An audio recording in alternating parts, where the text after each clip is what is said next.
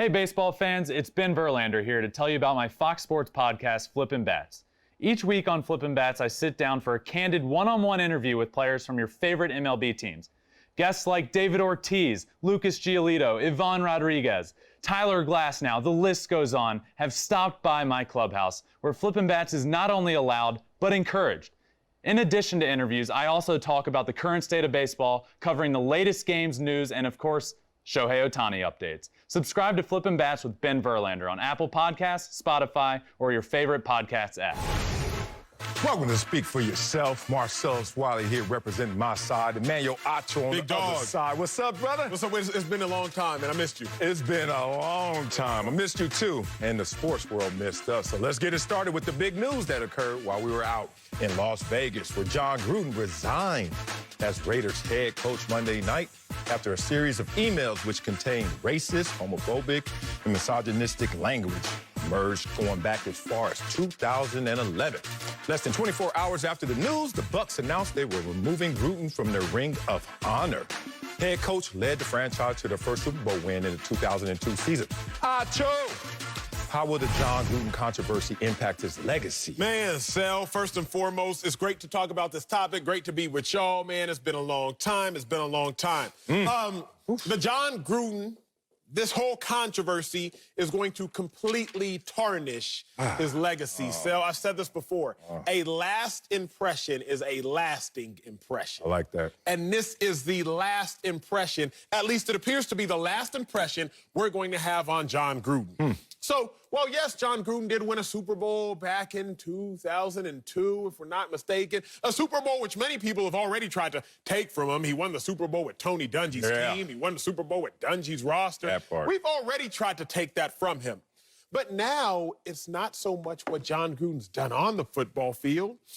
It's what he's done off the football field. He's leaving the game with his not even his head tucked between his legs, the tail tucked between his legs, rather, but more so just leaving as a bad person. So it's one of those things where we all have done things that we are ashamed of. We've all said things, tweeted things, texted things, even emailed things we probably wished we didn't. But the world didn't necessarily find out. And so we lived to see another day. Literally and figuratively, if you're watching this show and if you still work at wherever profession you work at. But Jon Gruden, everybody found out, and not only was it bad, it was terrible. Not only did Jon Gruden attack one people group, he attacked basically all people groups. There's no way that you can look at Jon Gruden, think about Jon Gruden for the foreseeable future, and not think about the demise, not think about the negatives, not think about the negativity. It is not how a relationship starts, it's how a relationship ends. Jon Gruden's relationship with football had some high highs. Won a Super Bowl, maybe even higher, anchoring Monday Night Football. 13.3 million viewers weekly, 221 million viewers annually in totality. So Jon Gruden has some high highs. But it's not how it starts. It's how it ends. And his relationship with football has ended terribly low. Oh, man. All right. Well stated. Well stated. I like what you're cooking over there. Turn down the gas a little bit over here for my liking, for my taste buds. I'm a little different on this one. Okay, let me just say this clearly and concisely. I'm okay with Jon Gruden resigning, and I was okay if they fired Jon Gruden based off of those emails. I know what world I live in. When in Rome, do as the Romans do. When in this society, in today's society, you better stay on the right side of the PC line. If not, you'll find yourself in the unemployment line. I understand all of that. Okay, but we're talking about his legacy. That's where I was like, oh, wait a minute now. In the bank of legacy, let's talk about the bank of legacy, our thoughts, what comes to mind when we think of you. You know I don't give a damn about legacy just because it's too based on what others think of me. I care about what I think about this world and my actions in part with this world. However, I'm going to respect the bank of legacy. In the bank of legacy, this is how I see it, and I don't think this world sees it the same way. In the bank of legacy, you are allowed to put deposits into your account. Yes, we are. All the good things you've done, Acho, all the good things that Jon Gruden's done, et cetera, et cetera. In the bank of legacy, you're allowed to make a withdrawal too. You know, like, damn, you got caught up right there. Oh, man, damn, hope that goes away, right? But what we're not going to do in the Bank of Legacy is erase the account. No, we're not. You do not disappear from existence. Your greatness, whatever you have done, is going to be recognized forevermore.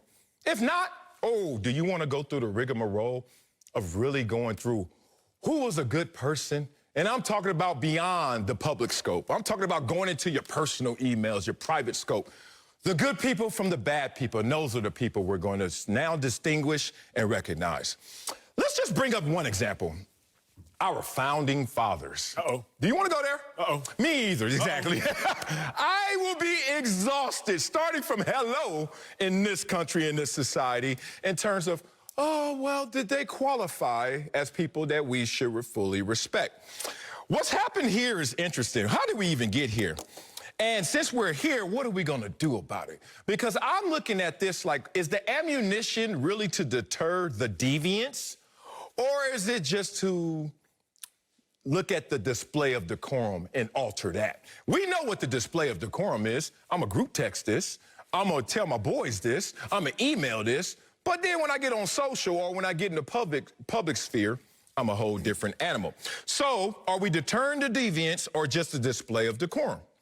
Are people really seeking authenticity or are we seeking an act? Okay. And we're all good actors because the reason I talk from this stance is because I vividly recognize and vividly remember my bottom 10 moments in this world. And I talk from grace and mercy because of those bottom 10 moments. And the only thing that's protecting me in this world right now and my image and my likeness is the fact that y'all don't know those bottom 10 moments. Mm-hmm. I do. And maybe a person on the island there and a person on the island there, and they ain't shared information yet. I got a group text right now that get me fired from jobs I ain't even got yet.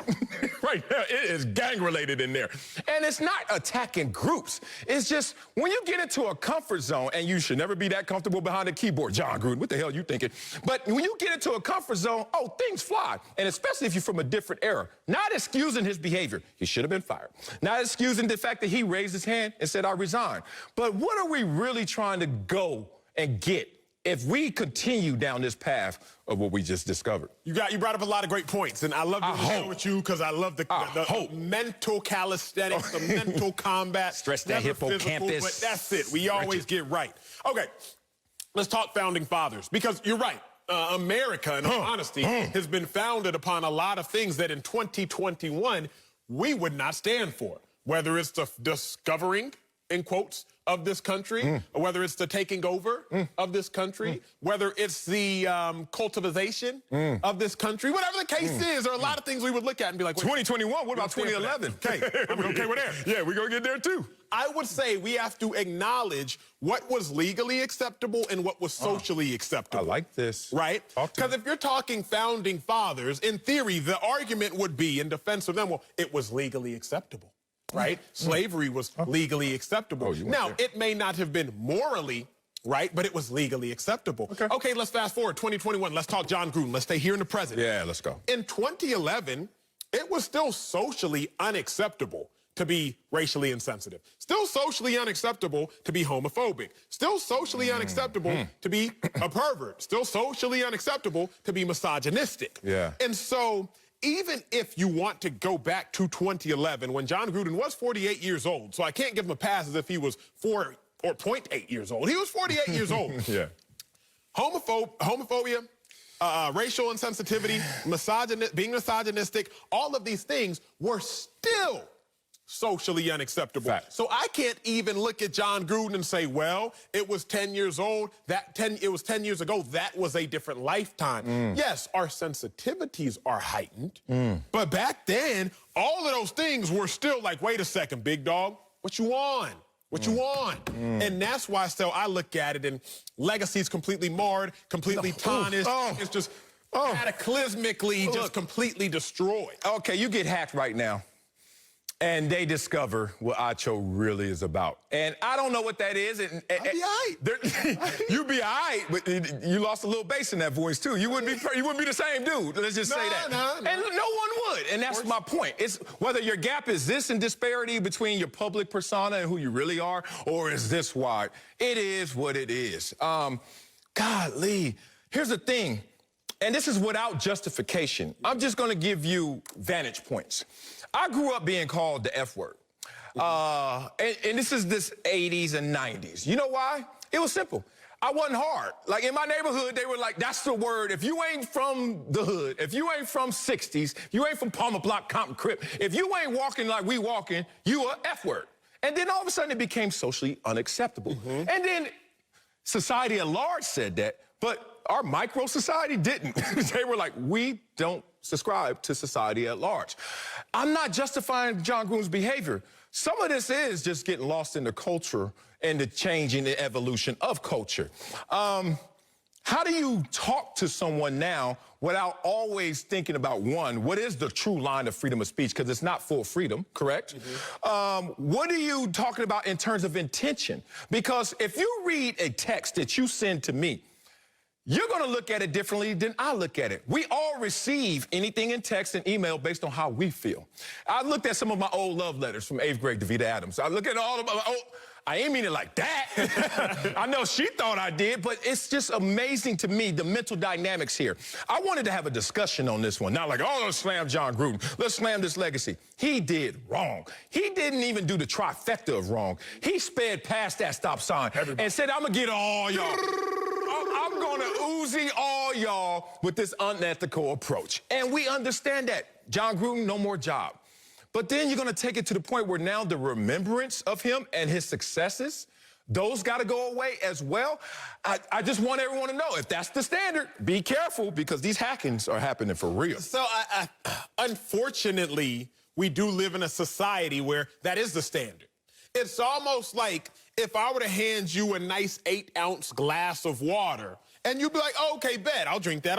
It's Gucci. Here you go, Sal. But then all of a sudden, if I were to spit in it, it's still 8 ounces of water. No, it's not. It's 8.1 now. Exactly. And you ain't touching that 8.1. Hey, Even there's a whole lot of good. It's 8 ounces of good. Yeah. But that 0.1 or 0.01 of bad makes you look at that glass of water and say, I'm good on that. Yeah. Jon Gruden, and I don't even think he has 8 ounces, but Jon Gruden has still done, football-wise, a whole bunch of good. He had his little QB breakdown show. Hey, don't do that. What was it called? First of all, never give somebody a compliment, say that little. Yeah, I forgot what it was called. It was big. What was it? I don't know. See, look at you. It was like QB1. What was it called? QB camp, and then he had his Gruden grinders. That thing was fire. And then he won a Super Bowl. Bigger than all that. And then he's hosting a Monday night. Huge. Okay. That's 8, call it 8 ounces. But this email will now pervert all of the 8 ounces, Sal, of good. It doesn't matter how we want to feel. We live in a society where that 1 ounce of negative will, to some degree, undermine all the positive. Look, one, text doesn't even have context. Email doesn't have context. Go to your girlfriend, you single, I don't know, all your friends or homegirls, and just read their text. You know where your mind gonna go? Far from reality, because she's going to explain this one, explain this one, explain this one, and then you'll be like, oh. I'm just giving y'all some of the mental dynamics that are at play here before we just sit here and say, not only are we going to take away your job, we're going to take away what you meant to this world at large. Is that a conscious decision, though? Because I don't think we're consciously like, let's ruin Jon Gruden's legacy. I just think now it's like, hey, when you think about Jon Gruden, what do you think of? When you think about this person, prisoner of the moment, yeah, we're going to think about this, but damn, in totality, are we going to think about just this? Is the conversation, and you got bougie, boy. Don't say you didn't grow up in some, you saw that backwash, she was like, 8.1. Let me handle that. Hey, dog, stop spitting in my water. All right, I've been there before as well. Let's talk about this. Emiacho. Talk to me. Imagine you get hacked. Imagine something comes out. Look, I'm just using you as an example because you're here. It could be me. I ain't got no Emmys, though, so it's going to be back to you. I might get more famous if I got hacked. It can happen. I got gems. It happened to the Kardashian. It can happen to you, too. I mean, life happens fast. But the point is, if you get hacked and then there's something in there, just a joke that went back and forth, or just the arrow on the joke that you were like, yo, that's racy. That's racy. But you're like, I hit him with this. This is as good as I got, because I still want to be a part of the group text. But, hey, Jon Gruden, you sending it to @redskins.com. What ignorance is this? Like, his levels of ignorance is so egregious that it makes you say, oh, this is on purpose. This is with intent. That's all bad. But Acho, will we want to take away your Emmys? Like, that's where I'm stopping. Your Emmys are your Emmys. You did the series on YouTube. You are a co-host. Like, dog, you done with that. If we want to say you can't work here anymore, I'm listening. But in general, I hate generalizing. I love that. In general, I hate generalizing. And right now, we're going to generalize who Jon Gruden is. We're going to extract from these emails a whole different image of a guy who, let's be real, part of this, Acho, was shocking to people. Part of this was new discovery for people. People have gone to bat for Jon Gruden. You know what that tells me? His actions and his texts or his emails don't align. I grew up in an era where we used to say, sticks and stones may break my bones, but words will never hurt me. Boy, we have gone a long way away from that. We don't live by that same mantra. Maybe we never should have. But the point is, if Jon Gruden's actions never made you smell this on him, why would a 10-year-old email all of a sudden make you want to get rid of the guy and dismiss his entire legacy? I'll put it like this. You can't separate the actor from the act. Some people try to. I'm trying. But you can't separate the actor from the act because the actor is always a part of the act. Facts. Bill Cosby, R. Kelly, so many others. You can't separate the actor from the act because always and forever, that actor was always a part of the act. I understand they may have had great music. They may have been a great coach. They may have had a great television run. But the actor is always a part of the act because the act cannot exist without the actor. So as I look at Jon Gruden, we want to separate the act, his Super Bowl wins, Monday Night Football, Gruden Grinders, QB Camp. We want to separate the act from the actor. However, the actor always exists in parallel with the act. So there's just no way for you to really delineate between there is a way, but we are too lazy. Look, we all like to group because it's natural. We like to group others, and we just like to say, that's who they are, that's what they are, because it's where we're wired. We learned through survival that it's better to just say, oh, they are, versus find out that they are not. It's just a weird wiring of our whole mental dynamic. Here's the thing that's dangerous. Did you get rid of The Cosby Show? Did you stop watching The Cosby Show? They did. I ain't seen it since. I did. But I don't think it's been on. I kept watching it. I DJ. R. Kelly still was played at the DJ sets I did. And I understand that some people didn't like that, but I can't take away his work because now I have new discovery. What I know about R. Kelly now is totally outlaw, banned, and ignorant. However, what that song is different from this man right here. And you don't believe me? I'll give you an example. Please. I lived through this. One of our own family members, Reggie Bush. They took Reggie Bush away from USC. Like, I remember going there and looking around like, this is silly. Where's Reggie Bush? Like, if you think of USC football, go. Who's first? Reggie Bush. Reggie Bush. Yeah. You imagine walking through the walls and there's no Reggie Bush? Then you fast forward some years and all of a sudden, oh, Reggie, you're back. We want you back. To me, that's just silliness. To me, that was an unnecessary act. And look, the crimes or the allegations are completely different. I get that. But the principles are the same. We're going to erase somebody to bring them back, and should we erase them in the first place, is my conversation. But nowadays, be careful behind that keyboard. You got to erase what you erase. And Jon Gruden found that out the hard way. Coming up, it's time for that Dudes. I'll tell you who made the cut from Week 5. But first, the Nets say Kyrie Irving cannot play or practice till he's a full participant. Tell you if we like how they're handling this. Next, don't speak for yourself. Discussion mode, you say. Let's head to Brooklyn, where the Nets GM says Kyrie Irving cannot play or practice with the team till he's a full participant.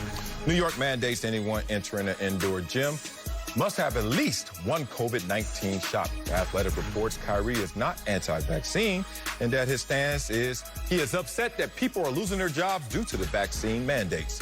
They added, quote, Kyrie wants to be a voice for the voiceless. So, Acho, what's your reaction to the Nets handling of Kyrie Irving? I'm grateful for the Nets. I'm grateful for the Nets putting a foot down, if I can be honest. My biggest statement is very, very simple. Kyrie is trying to be a martyr figuratively, but there are people out here dying literally. Ooh. Ooh. Let that sink in for a second. It did. Kyrie is figuratively trying to stand up on some sort of podium and say, I am going to stand for my rights, for my freedom, for my justice, and if I have to kill my career, if my career has to die, then so be it, because I feel so strongly about this. Well, newsflash, Kyrie Irving. Say it. Some people are actually dying. Some people are actually being killed. And so don't try to be a martyr figuratively when lives are actually being lost literally. So for that reason, I'm grateful for the Nets, because the Nets are at least looking, and I don't know if this is their conscious thought or subconscious thought, and at least they're taking a stand of like, look, bruh, you either all in or you're all out. You quote this all the time, say, oh, I think this is the one Bible verse you know. Philippians 4:13. You say, either be hot nor cold, but don't be lukewarm, for I will spew you. Yes. Kyrie. Yes. Be hot or be cold. But you can't play at the home games, but you can't play at the away games, or you can't play at the away games, but you can't play at the home games. That's not how we gonna get down over here. Furthermore, people dying, Kyrie. People dying. So I understand you wanting to be some sort of modern day thought leader. I understand you wanting to be like Muhammad Ali of old, but this is not the Vietnam War you are opposing, my friend. This is healing lives, overcoming of a global pandemic that you are opposing, my friend. And so I'm so thankful, actually, for the Nets, because we rarely see in life that teams say, uh-oh, I'm going to do without a player for the sake of common sense. Yeah. And the Nets are saying, hey, you know what, Kyrie? We're going to go ahead and move on without you. If you're not going to get in line, we got to keep it pushing. Yeah, I'm with you there. Congratulations, New York Nets and Brooklyn Nets, for getting this right. Better late than never, because this is about damn time that you guys put your foot down in terms of team dynamic, what's really going on with this situation. Here's the problem. My pastor once said, me being broke and me being poor and me being hungry is not going to help anybody that's broke, poor, and hungry. You know what that means? For you to be who you want to be, Kyrie, the voice of the voiceless, you got to have a voice. You got to keep your voice. You got to make your voice louder, not quieter. Now, you yelling for those who don't have a voice only really magnifies, only amplifies with the greater distance you have from the voiceless. Because now you're going to get in rooms of impact. Now you're going to get the attention of those gatekeepers, those in power, those who can really bring drastic change. Kyrie has lost sight of that. A lot of people have lost sight of this. This is my one issue with this world at large. We like to say martyrdom. I really call it pandering. And you know me, every time I say that, you eye roll, because you know me, I'm going to get on my soapbox. But damn it, this pandering is going on too long. And in this lane, this is the pandering. Okay, I'm about to take a stance that, hey, nobody's going to invade my personal space. Okay, I respect that. Brooklyn Nets respect that as well.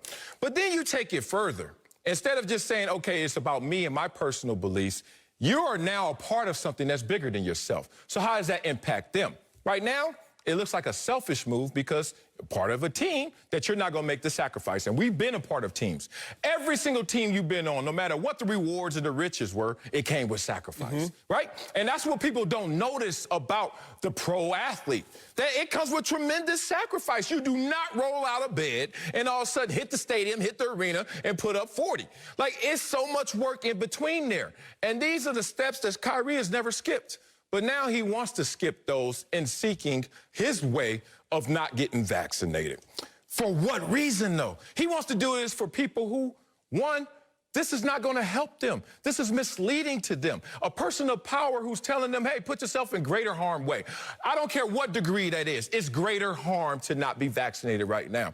And it's really weird just being a guy who used to go down Slauson and Overhill, used to go to our neighborhood doctor, and just to get to school, I had to get my checkups. You had to get your shots. You had to get your vaccinations. And now all of a sudden everyone's playing Home Depot scientist and being the Google search scientist and saying, no, not this one. And it's like, okay, I respect that as well. But when you're part of a team dynamic, I thought you put your hand in the middle of the huddle. It seems like Kyrie only put a finger inside. That's a bar. You like that one? Bar. Okay, let's be real, because you took me there. Here's why I like going first. I like going first because I did my toe in the water. I'm kind of like Kyrie on the show. I did my toe in the water. But then when you dip your whole foot and you be like, hey, Acho, it's warm. Come on. I'm like, okay, Sal, here we go. Here we go. In sports, You always sacrifice mental, emotional, physical, spiritual health. Yes. Always. Got to. We can talk with the spiritual. A lot of religions in America meet on Sundays and meet on Saturdays. A lot of pro sports in America are played on Sundays and played on Saturdays. Spiritual sacrifice. Emotional sacrifice. Oftentimes, in a lot of sports in America, you have to put away some of your emotions, whether you're to the podium, because you'll be chastised for fully showing the length of your emotions, both happy and negative. Emotional, put away. Physical. You go out and play a contact sport knowing that your body is not inherently built for said contact. Bodies weren't built to be running into each other at full speed. Bodies weren't built to be 6'1", running into 7-footers, 300 pounds. Bodies were not necessarily built for that. You always put yourself in physical, emotional, spiritual, mental harm's way. Always. I'm not saying it's right. I'm not saying it's wrong. I'm just saying as an athlete, that is what you sign up for each and every day. Kyrie, you go out there and play on a sprained ankle. You don't know the side effects or the lingering effects that ankle's going to have on you in years to come. I'm right now, dang, my kidney function's not the best in life. Why? Because I was popping ibuprofen like Skittles from 15 to 25 playing football. You don't know the lingering side effects that might or might not have. So now all of a sudden, you want to stand on your soapbox and say, this is where I'm going to put my foot down. I don't have a problem with that, but I have a problem when it don't make sense. And it doesn't make sense because, okay, Kyrie, so you have an issue with this potential physical side effect. But all the other potential physical side effects that the world didn't care about, you didn't care about. So why are you really doing this? It just makes no sense. Yeah. See, and this is the problem, because I try to stay away from the political vaccination route in that conversation because it's senseless to me. It's silly to me that we're now going to give an agenda to something that could help you. Like, there's no agenda when it can help me. I'm supposed to take that vaccination. But this is the world we live in right now. And so it's so crazy because I have a family member that is doing this same exact thing as Kyrie Irving. So I'm intimate with this conversation. And it's really just to profess something greater other than just the vaccination, which is just weird to me. Like, this vaccination is to help you, not to stop the contraction, to slow the contraction of the virus, but more importantly, it's to keep you from severe health issues if contracted.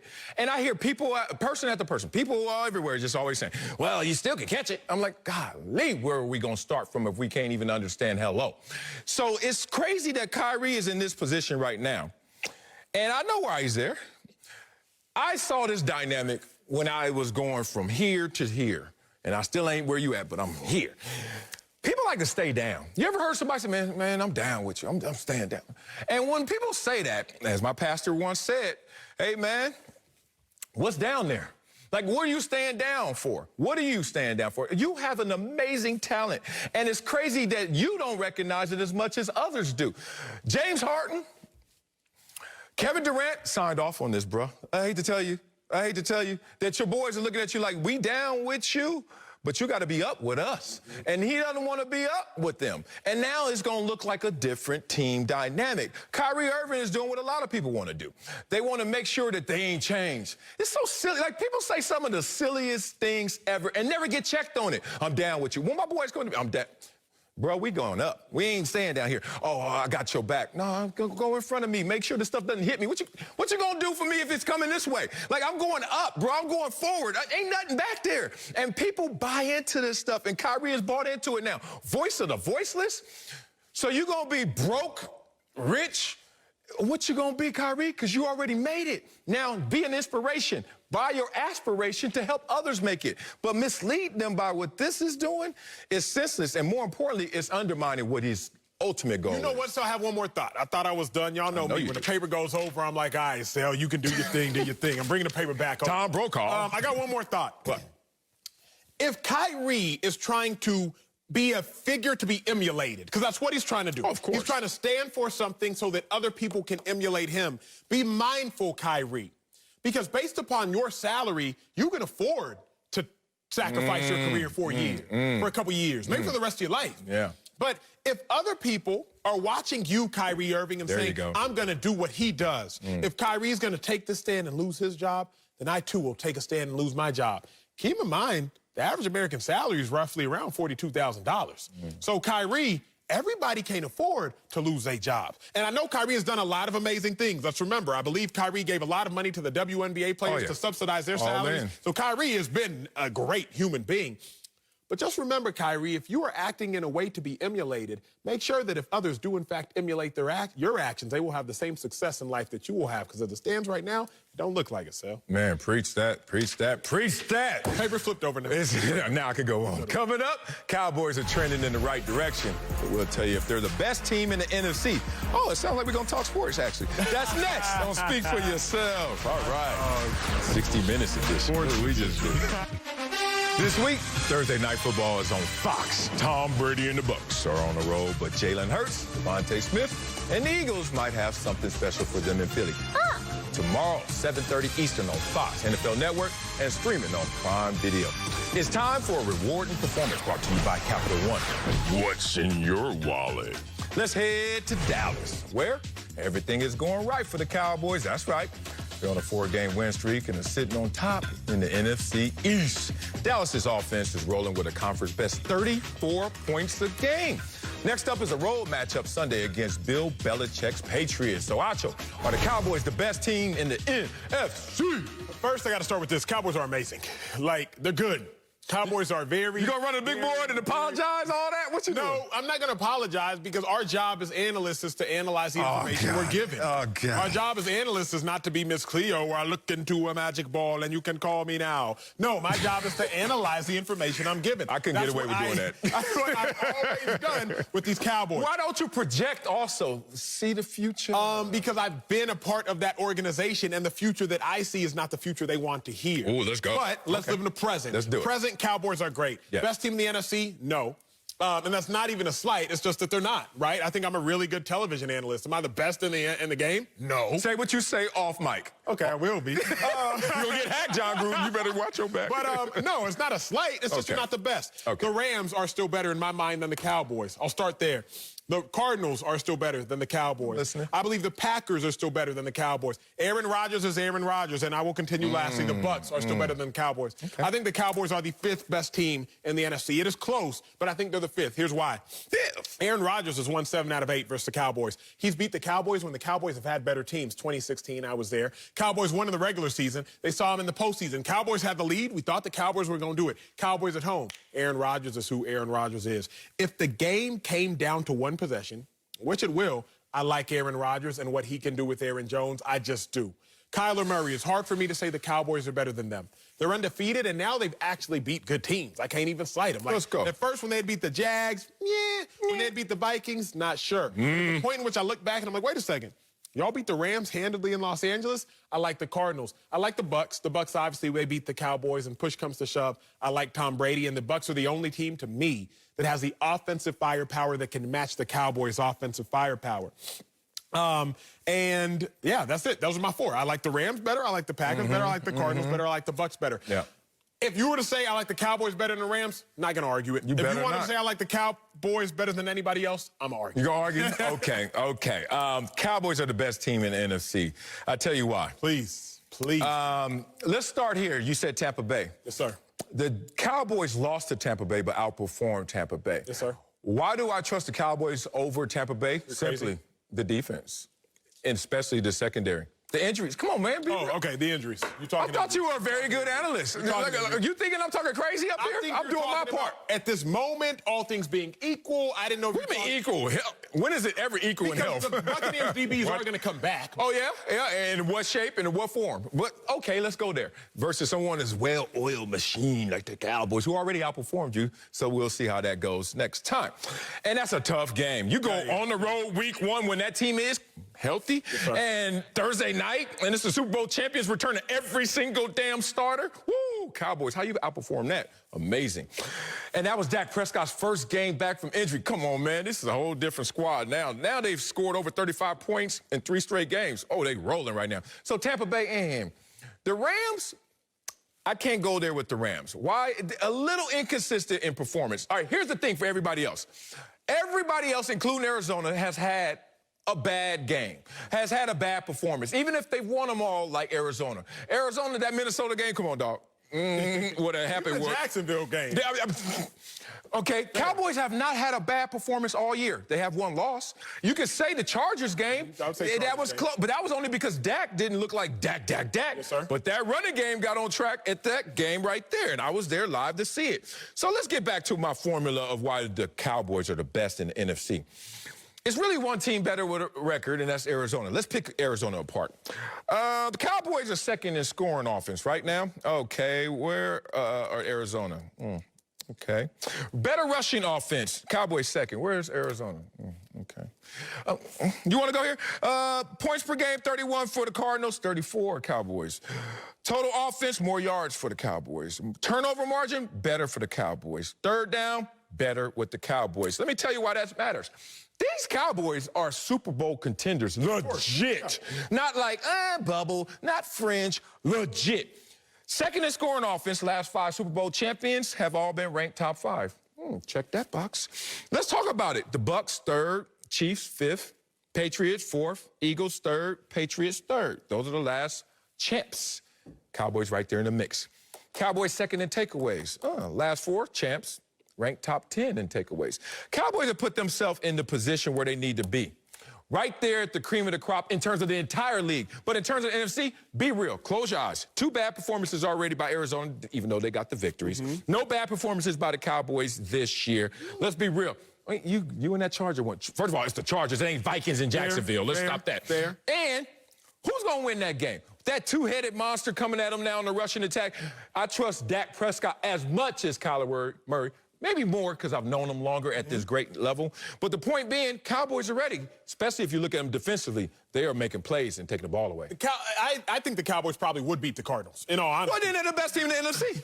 The Rams are my best team in the NFC. The Rams got smoked by the Cardinals. I understand. The Rams were not the best team that day, but I still believe that the Rams are the best team in the NFC, top to bottom, all around. Now, here's my thing about the Cowboys, and I had to go back and rewatch them again today. I've watched every snap for the Cowboys twice, really defensively. Offensively, y'all know they good. I ain't care about them. Offense gonna do what they do. The myth about the Cowboys, Sel, is this. Their defense is not actually good. The Cowboys' defense is opportunistic, okay? The Cowboys' defense is opportunistic. They're 25th in total defense. That's yards. But it's irrelevant because they're first in turnovers per game. Thank you. So the Cowboys' defense is opportunistic, but the problem is, what happens when you don't have the opportunity? That's where I am with the Cowboys. I watch the Cowboys, and I'm like, wait a second. Their run defense isn't all that stout. Their pass rush, they only got 7 sacks on the season. That's not all that great. But they get turnovers. But against all these teams we're talking about, Packers, Cardinals, Bucks, Rams, the teams to me that are better than the Cowboys, that are better than the Cowboys, the quarterbacks aren't just giving the ball away. So this quote kept me up in my college career, Marcellus Wiley. You may have heard it. Every time going to the weight room, it was this thought that made me consistently work harder each and every day. When you are not practicing, remember, someone, somewhere is practicing. And when you meet them, they will win. What I think about is I like that. Someone, somewhere, I know the teams, but someone, somewhere can exploit the Dallas Cowboys' bad run defense. No, they don't have bad run defense. It's 5th. It's 5th in total yards, but it's 14th in yards per attempt. Okay. Someone, somewhere can exploit the fact that the Cowboys, their defense actually isn't that good. Oh, God. But they turn the ball over. And when the Cowboys meet that team, that is when I think the Cowboys will lose. Remember, Cowboys beat the Giants without Saquon Barkley, 3rd best running back in the National Football League. Not right now. Cowboys beat the Panthers without Christian McCaffrey, 2nd best running back in the National Football League. So, when the Cowboys meet that team that can exploit them, that is when I think the Cowboys will falter. Okay. Right now, we're in the locker room. This is how the arguments go. There's no winners. It's like my point. Of course. Tomato. What do you prefer? So your best team is the Rams. Yes, sir. Okay. Here's the problem with Cowboys versus Rams. Rams won't be able to get off the field because the Cowboys can run the football, and the Rams can't stop the run. Yes, sir. So then we're going to keep Matthew Stafford on that sideline and that prolific passing game, right? So then we look at it and say, okay, since you don't have many attempts and many opportunities, how you going to beat us when we score more than anyone in the NFC? Lead the NFC in total offense and lead the NFC in scoring offense is the Dallas Cowboys. So that's my math for that one. It's not like the Rams aren't right there. It's just the Rams looking until y'all can stop the run. What's going to happen? Y'all out there struggling with Seattle like this and Seattle, boy, they on their backup quarterback still trying to make a surge in the game against your same Rams. The same Rams that got mollywopped by these same Cardinals that the Cowboys are better than, to me, in terms of what their offense and defense is constructed. Here's the thing.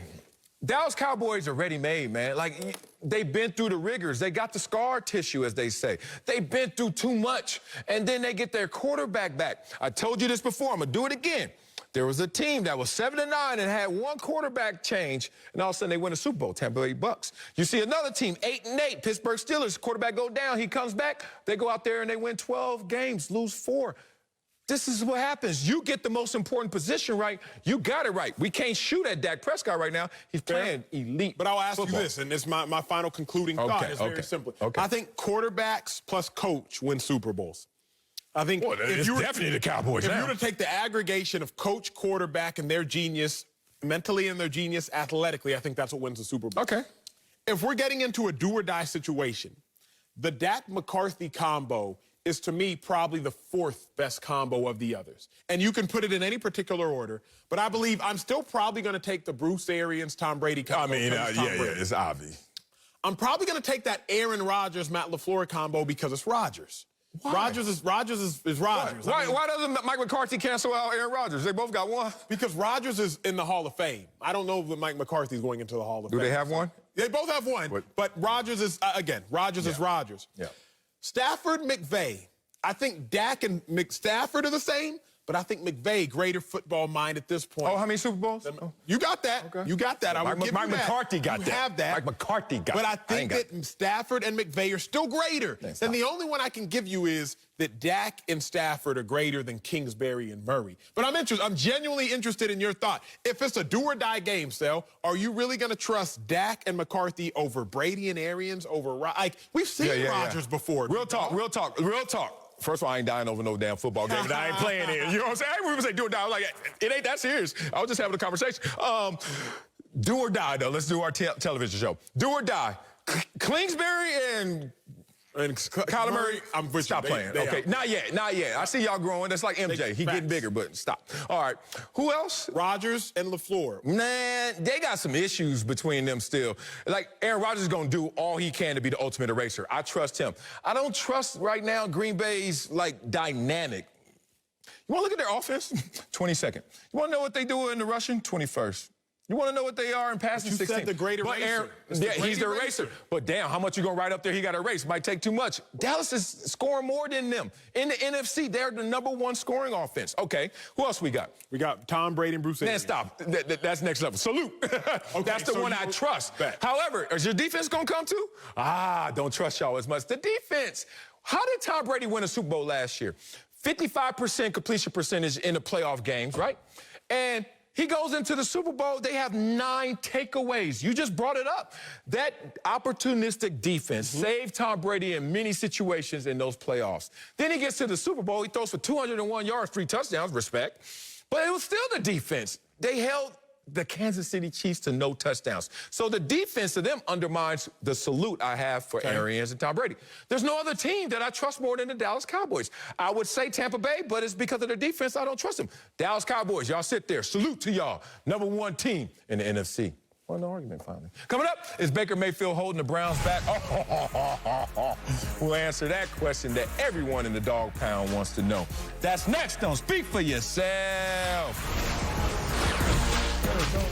Baker Mayfield threw for over 300 yards and had 2 touchdowns with no turnovers. What a game, what a game, what a game. What a mighty good game for Baker. But that wasn't enough down the stretch to beat Marcellus's Chargers on Baker only had 4 passing touchdowns on the season so far, while the Browns are sitting in 3rd in the AFC North. Couldn't be more excited to be joined by my dog, NFL analyst, the one and only Bucky Brooks. Good to see him get dressed for the show. You look dapper. You look dapper. So, I'm doing my work right there. Yeah.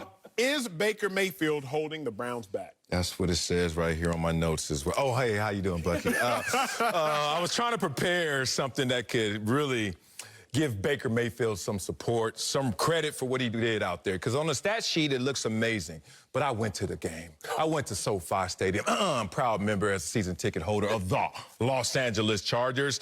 And I was there on Sunday ready to be proven wrong about the Baker Mayfield. But when you need him most, you can count on him the least, and that's the problem. Here's Baker. Touchdown game-winning drive. What we want to see from you, Baker, is duel with Justin Herbert, who is a beast. And what did we get out of Baker Mayfield? 3 checkdowns, dog. Check down, check down, check down, Charlie, when it mattered most.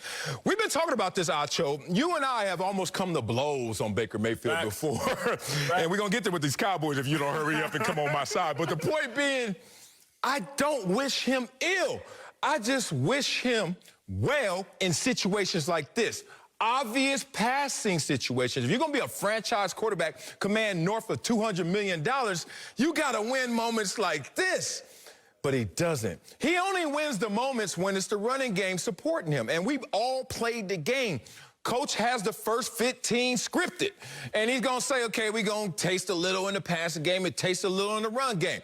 Based on the flow, the tempo, and what's happening, we may run the ball. We may pass the ball. But that's all fine and fluffy. That ain't for the franchise quarterbacks to do. Anybody off the streets can do that.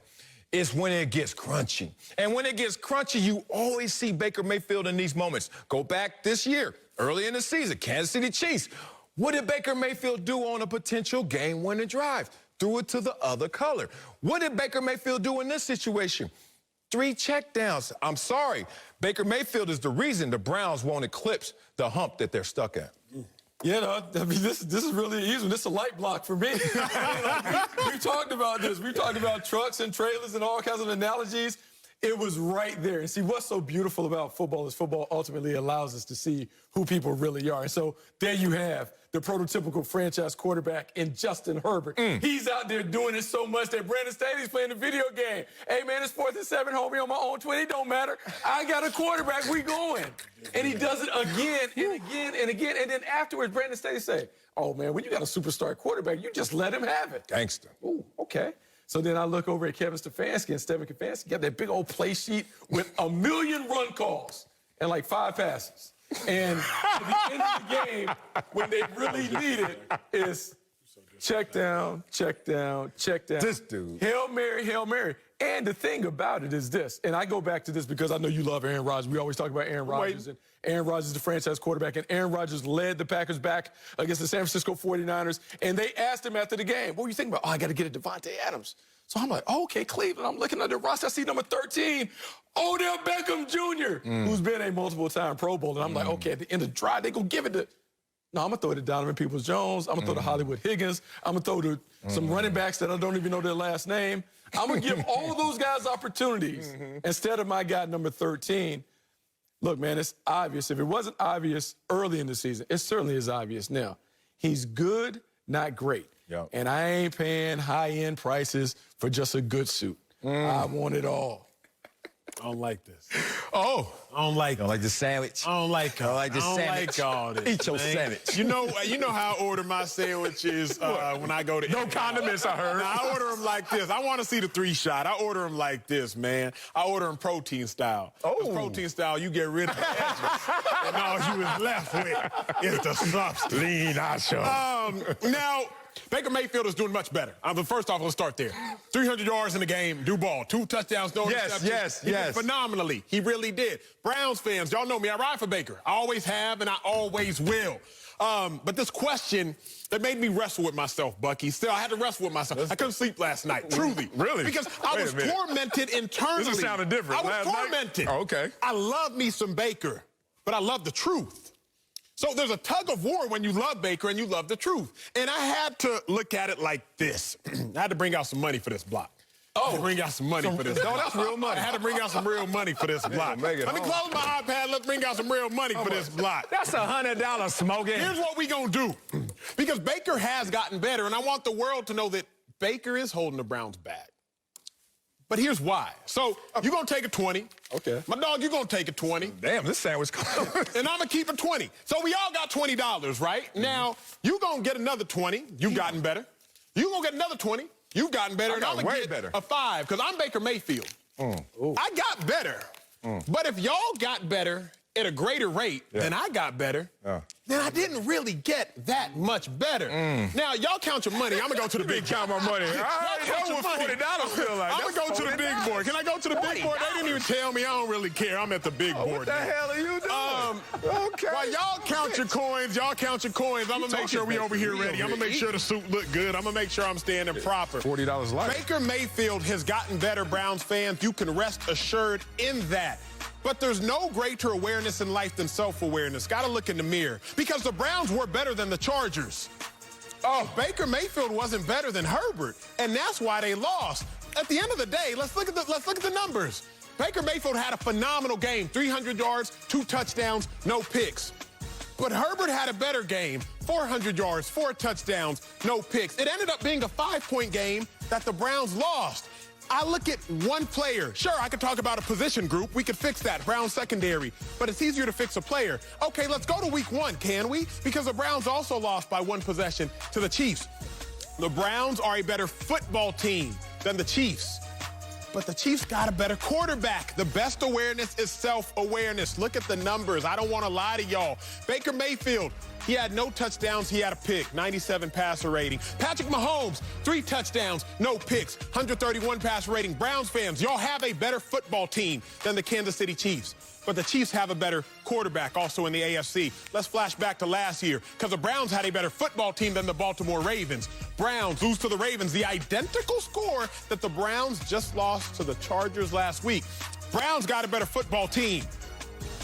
But the Ravens got a better quarterback. Baker balled that game. We all watched it. 3 touchdowns, but he had a pivotal giveaway. If y'all remember that giveaway, he tried to throw it out to Rashad Higgins. It got picked, taken down to the 1. Went from an 8-point game to a 14-point game. Lamar Jackson, though, 3 touchdowns, no giveaways. 115 passer rating, 87 passer rating. In a game decided by 1 possession, that giveaway was probably the difference in possessions. Browns fans, I love me some Baker Mayfield. I love me some Baker Mayfield. But it's easier to fix a player than a position group. Baker Mayfield is still the franchise quarterback, but I got to be honest, he's holding back the Browns as it stands right now. Man, I love that. You finally went there. That hurt me. You were wrestling wrestling I'm coming last back night. with my money, though. I'm coming back with your money too. Hey, I'll pay for you telling the truth about Baker Mayfield. That's $40. It's real. I mean, what do you mean real? We're real. He has gotten significantly better. What does that mean? What it means is this. What? I'm tired of my money. I want Baker to be better, man. All, don't you I want Baker to be why better. Are you counting your money while we right here? Like you don't gotta make trust sure. us? I gotta make sure. Y'all see, I was like, he like 20. I gave him about Can we do TV? You over here like 27, 28. 20. Here's how I look at it, man. And I got an argument with the dog pound over this week. What, dads are corrupt? No. I'm like, damn. I was like, I'm just the Cleveland dog pound. No dog pound. It was Chargerfield out there, boy. The Cleveland dog pound. As long as Herbert is better than Baker, as long as Mahomes is better than Baker, as long as Lamar is better than Baker, as long as Josh Allen is better than Baker, then I don't know what the Browns' ceiling is, and it hurts me. One is somebody who was drafted from the Browns, but somebody who loves Baker Mayfield. You can't beat these cats if their quarterbacks are currently better than you. Yes, Bucky. Acho, I know why you were wrestling with this. I know why you finally had to come to reality. Because Kevin Stefanski said something post-game that no matter how much you support Baker Mayfield, even you got to recognize that coaches looking at him sideways, too. Kevin Stefanski, they tried to... They say, look, explain away why you're doing check down Charlies when it's a game-winning potential drive. And guess what he said? Well, on the plays, we had 4 verticals called, but Baker checked down. Now, I've been a player before. When coach says that, I'm like, oh, you know what coach is saying? He ain't do it. He didn't do it, whether he didn't pull the trigger or maybe the gun broke. Maybe he doesn't have the ammunition properly. I saw the shade in that conversation. But since Kevin Stefanski can throw some shade, oh, I can really throw some shade. So duck, baby, duck. You keep talking about he's getting better. Browns are 25th in passing offense. That's on you, Baker. You saying he's getting better? He's 22nd in passing yards per game. You saying he's getting better? He's 17th in passer rating. better? That's mid-pack. I thought we were talking franchise Lamar Jackson. Lamar got drafted the same year. This dude, you the number 1 overall pick, and number 32 was outshot. Okay, let's do this. Of all quarterbacks with 5 starts, guess who has the fewest amount of passing touchdowns? That guy, Baker Mayfield. Oh, I'm about to preach right now. No passing touchdowns in 6 of his last 14 regular season starts. Y'all ready for this? This is sad. 5 passing touchdowns combined in his last 7 starts. 7 games, 5 passing touchdowns. Jameis threw for 5 in the first week.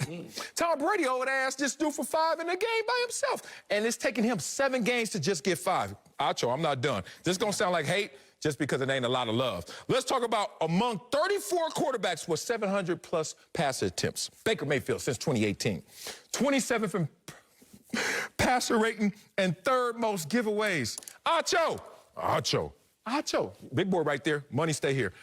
Please help me out. How's he getting better? I can't even let you get off the hook with that one. The reason I can say he's getting better and say that confidently is because he did duel with Justin Herbert.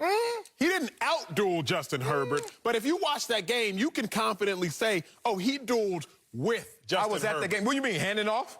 No, I mean, dude, 300 yards, 2 tugs, no picks, strong performance. Yes, but this is what is so lost in Justin Herbert's and what the Chargers did. They went against a team that had 400-plus yards and 0 turnovers. And those teams had won like 463 games and not lost 1. And they lost 1. You know why they lost 1? 1, because of the opposing quarterback, L.A. Chargers, Justin Herbert. But 2, Baker just ain't it. No one has ever lost with that dynamic, but we just saw it with Baker Mayfield. No, I think what's interesting is, and I'm glad you brought up the point. We talked about the quarterbacks that he has to compete with. You brought up Pat Mahomes and Josh Allen and Lamar Jackson and Justin Herbert. So there's 4. We haven't talked about Joe Burrow, who's coming on like gangbusters. I know. We haven't talked about the wild card that is Deshaun Watson, who's lingering out there, who, when he does return, if he's able to get past his stuff off the field, he goes up in there. And so if you're the Cleveland Browns, you have to look at your quarterback and say, look, man, ultimately in the playoffs, it comes down to quarterbacks versus quarterbacks. Do we have a guy who can actually get it done? And so if I'm Kevin Stefanski and I'm sitting here trying to figure out, man, I'm going to go to the gunfight, and what do I have in my holster? Do I have a gun or do I have a butter knife? It's looking more like we're trying to break up this bread as opposed to win the duel. And so I think if we're doing that, we now have to make decisions based on that. Now, it doesn't mean that they can't get to the Super Bowl. Of course. Because we saw the Rams get to the Super Bowl with Jared Goff. Yes, sir. But when it comes time to write the check, how many zeros are we willing to put on there when it comes to that? The other thing is the Browns can win with Baker. They can get to a Super Bowl with Baker. They can win a Super Bowl with Baker. All of these things are possible. The problem is everybody else is going to have to elevate their game as opposed to one person just elevating his game. Chargers pass defense was suspect too. Chargers run defense was suspect too. Chargers total defense was suspect too. All facts. But we didn't talk about that. No. Because they won a game. Because Justin Herbert, it's easier to fix one player than it is to fix a position group. So I'm not going to undermine what the Browns can do. In theory, anybody can do anything. But I agree with you on this, Bucky Brooks, for now. And Sel, for now, I agree with you that Baker is holding the Browns back at the point in which everybody and their mama getting better. But God, I got to frame this properly. Even peak Baker is not enough. Like, even this whole, like, since last year now, Baker, it's not enough. Dog, look at this. 1 in 3 in games where he throws for over 300 yards. 8 in 3 when he throws for under 225. If I write that on the board and I'm like, do you pay that player? Is that player going to get us over the hump? You're like, nah. We're winning in spite of him, because when he's at his best, we're at our worst. There's my last thing. We're going to break on this one. Baker's ranked passer rating, Jameis Winston got him. Baker's completion percentage, Mac Jones is better. Baker's passing yards per game, old-ass Big Ben got him. Baker Mayfield and passing touchdowns, Davis Mills has more. Coming up, Davis Mills. We have a lot more on the fallout from the Jon Gruden controversy. Goodness, Baker. That's next on Speak for Yourself. Man, you got to keep it 100 on base, dog. I don't know about this dude, dog. Jon Gruden resigned as Raiders head coach Monday night after a series of emails which contained racist, homophobic, and misogynistic language emerged going back as far as 2011. There were a number of reactions around the league, including Kyle Shanahan, who said, quote, You're accountable for everything you say. And Aaron Rodgers, who said those opinions don't have a place in the game, adding, quote, that bleep doesn't fly. So, Acho, what's your reaction to the fallout from the Jon Gruden controversy? Well, as discussed, Sel, I'm glad he resigned. And had he not resigned, I would have hoped that he would have been fired. Now, what's interesting to me is when you start to talk about his name being removed from the Ring of Honor. Yeah, here we go. That's the only time, Sel, where I'm looking like, okay, wait a second now, Bucks. Wait a second. If we're removing Jon Gruden's name from the Ring of Honor, my question is, why are we doing so? And I would assume the answer is, well, because of that. Right? Well, why'd you remove his name from the Ring of Honor? Well, because of that, duh. Now I gotta ask myself, what is the that? Oh. Is the that because he was, misogynistic? Y'all got some names in the Ring of Honor who have, dudes who have been misogynistic. Is it that because of, some perverted actions? Oh, well, I ain't gotta look too far in the names of the Ring. Is it that because he was racially insensitive? We ain't gotta look too far anywhere in society to find that. So my question now is there some virtue signaling when it comes to removing his name from the Ring of Honor? He needed to resign from the Raiders. Yeah. If not resign, is the resignation? He needed to be fired. All that.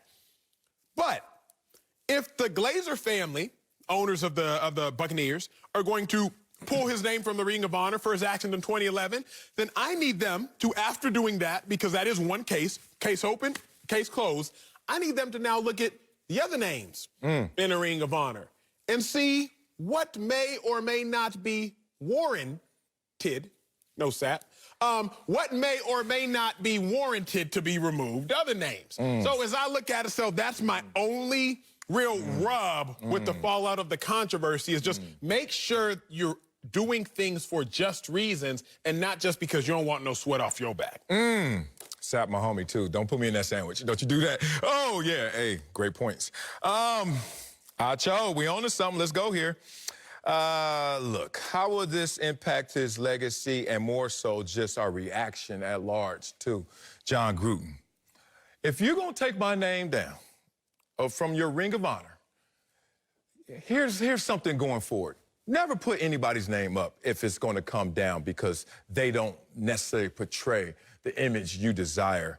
Because his impact in that organization was cemented once he did what he did, accomplished what he accomplished, won a championship, and departed.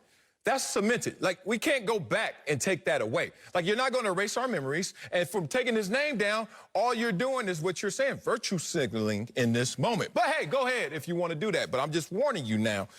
Let's do what Acho said. Let's look at some other names. Oh, well, more importantly, forget all that. Forget other names. I ain't going to drag nobody else through the mud. Y'all giving back the trophy? Because, Coach, last time that I checked, you took his name down because he doesn't represent. Well, what he accomplished doesn't represent. Oh, it does? You just want to take the good, not the bad. I gotcha. You know what we're doing right now? We're incentivizing a reward system in this society that's based on secrecy more so than behavior. What we're doing is saying, hey, why don't you cover your tracks a little better than this? Because we're really not trying to deter the behavior. Because if we were trying to deter the behavior, people would have been onto his scent before this. Now, Keyshawn Johnson's my boy as well.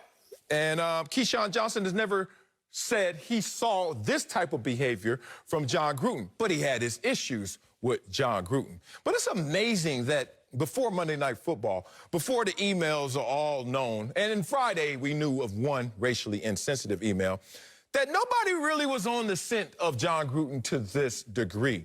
But now, within a week, we're going to now erase something that he contributed to with your organization if you're the Tampa Bay Buccaneers. All I'm saying is if you're going to go there, let's go there and give back the trophy as well. We won't go there, so we know what you're doing. A little bit of that grandstanding. Sal, here's the other thing. What is the criteria for the Ring of Honor, y'all? Criteria for the Ring of Honor had nothing to do with being an honorable person. Ring of Honorable. The criteria for the Ring of Honor had everything to do with how you were playing and how you were performing. That's it. And so if you are going to remove somebody when the criteria that you're removing them for is not the criteria that they got there for, it's a little confusing to me. You know why. I know Gruden had to go as the coach, but the Ring of Honor is where I draw the line. But now we got to have a real conversation because I think people in society need to realize this. I've had to come to this realization. it's not about the crime you commit. The question is, who do you commit the crime against? Oh. If I lie to my friend, there will be no repercussions. If you lie to your parents, you may get grounded. If you lie in the court of law, you will go to jail. It's the same crime, a lie, but who are you committing the crime against? That is what dictates the severity of the punishment. Jon Gruden, who he commit the crime against that got him punished this severely? What you talking about? Because it wasn't when he said that DeMaurice Smith, the black man, he called him Dumb Morris Smith, and had lips the size of Michelin tires. We kind of moved past that one pretty quickly. He coached after that.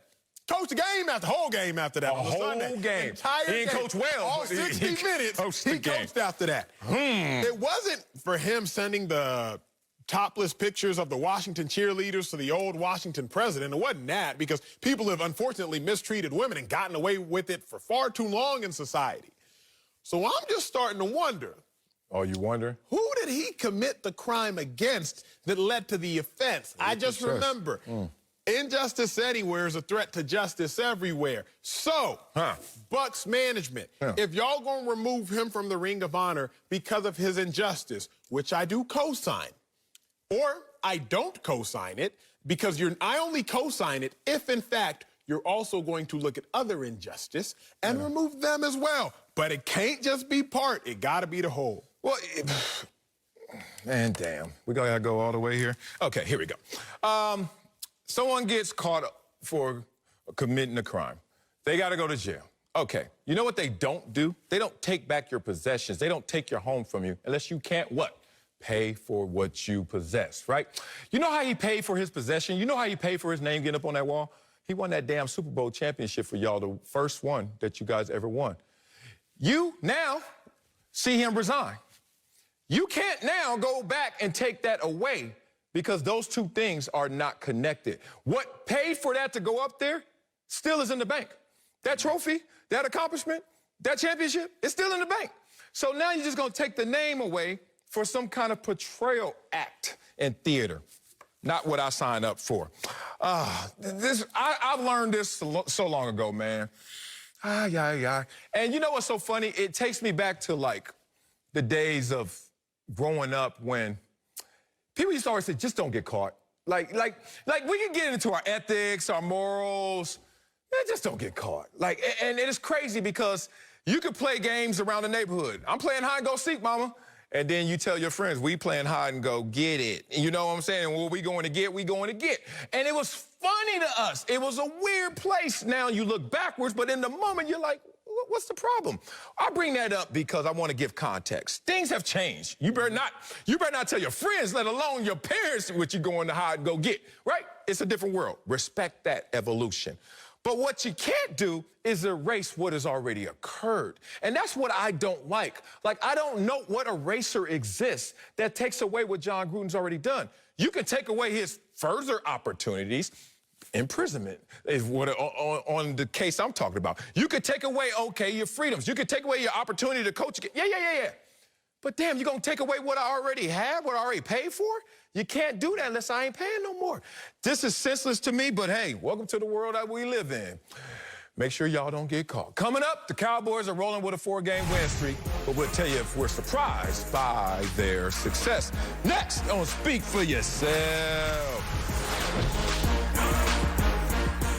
Let's head back to Dallas, where the Cowboys are red hot right now like Acho soup with a 4-game win streak. Well, your nose, Acho, go ahead. They currently have the 5th best odds to win the NFC according to Fox Bet Sportsbook. And Amari Cooper said earlier this week, quote, our mindset is on the championship with a $300,000 chain on. Y'all got to Google that. Bucky is back, but Acho, are you surprised by the Cowboys' success? Absolutely. And I love being able to preemptively call individuals liars. Where? Both of y'all. I'm preemptively calling both of y'all liars because I know neither of y'all are about to be surprised by the Cowboys' success. Yes, I'm surprised. And anybody who is not surprised is lying. I can very simply tell you why preemptively and proactively. The reason that the Cowboys are this successful is because of their ability to turn over the ball. That's their best. That's the reason they're 4-1.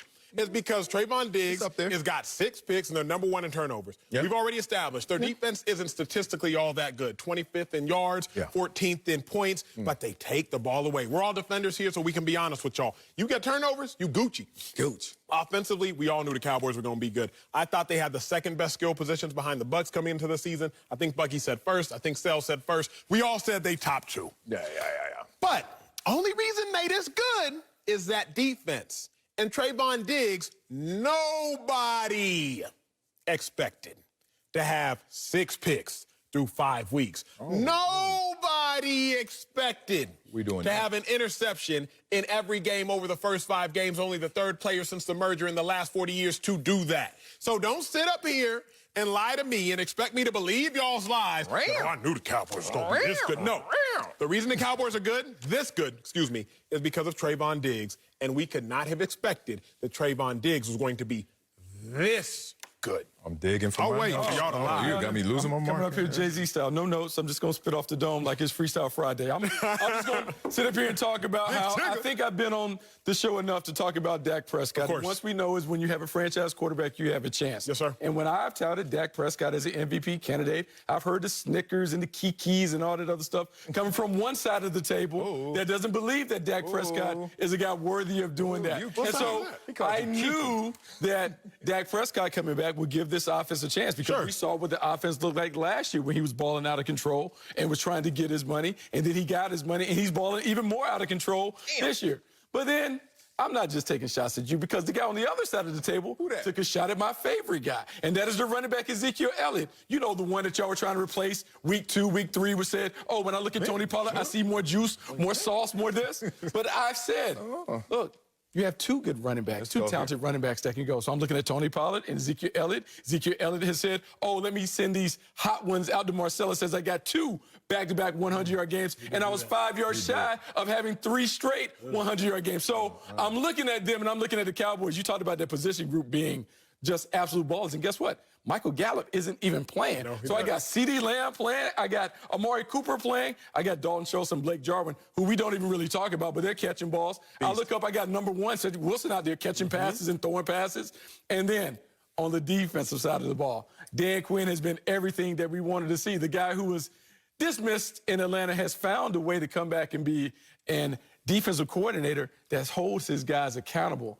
And Trayvon Diggs, Joe Witt Jr., the secondary coach there, has really helped him with his technique. And now they got people talking about Trayvon Diggs looking like Deion Sanders. I'm not saying he's that, but I'm saying he's a baller. He's a baller. The Cowboys, it looks like we can go ahead and pencil them into the tournament. And I'm not going to say yet that they should print the shirts, but I think they should go ahead and get the screen printing thing ready. Okay, and I'll get my relatives in Nigeria ready. Oh, yeah. I'll do that. Let me go ahead and y'all. 808 plus 234. Hello. Print them shirts if you want to. They're going to be wearing them in Isuquato, Abia State. They ain't going to be wearing them in Dallas. Why you got me laughing at stuff I don't know what you're saying, but it sounds funny. Y'all going to meet on Crenshaw saying them shirts. All right, okay. Boy, them shirts ain't going nowhere. Okay. I'm not surprised by the Cowboys' success. I know you are, and I know that you are because you bank too much on Ezekiel Elliott. And if you came into this CC, don't ever shoot at me, homie. I'm on your side until I ain't, then I ride. You came on this show trying to tell me Ezekiel Elliott is going to be the key to the Cowboys' success. Has he been that? No. Now, he's bounced back. He's having a career year in terms of yards per attempt. Career year? Yeah. But guess what? There's somebody in his position group who's having an even better year, but he just can't get the touches because he ain't got the money just yet. So they just trying to live up to the investment that they put in Ezekiel Elliott. I digress. When y'all up here talking to Cowboys, only one of us played for this organization. Call me Mardalis Wiley, if you will. Thank you, Heller. Mardalis Wiley's up here, and I'm in the building. I'm not surprised. I got to poke holes at you. This is a problem. You trying to give me that Diggs is so good and no one saw this, that's why they're balling. And the defense is why they're balling. I'm going to remind y'all what this defense really is. Like you said, it's opportunistic. Yes, they have some takeaways. They're not first in the league. They're second. Still up there. Get it. But they're also 31st in passing yards per game given up on defense. They're also 25th in defensive yards per game. They're also 24th in sacks. Hey, they're not balling just because of this defense. Matter of fact, you can say if they shore up the defense, not just opportunities, but entirely between the 20s, oh, this team's going to be special, special. You know what they're doing? They're riding Dak Prescott the way you're supposed to ride Dak Prescott. Give him a running game. Hey, Zeke, in the beginning, okay, it looked like Pollard. Oh, Zeke, you back. You good. Oh, you did lose your weight. You look good. Now give him his touches and have Pollard for that 1-2 combo. But it's all about Dak Prescott. Be real, man. He a machine right now. I'm seeing this level of efficiency since Rich Gannon. And I'm not talking about best level of play. I'm just talking about I'm running my system. Good luck to y'all. Dak Prescott has mastered this system. What he has now in the plethora of weapons is opportunities. And like we said, he's not even taking advantage of all of them. But he is a machine right now. Taking me back to yesteryear, Rich Gannon days. The difference, though, Sel, is this.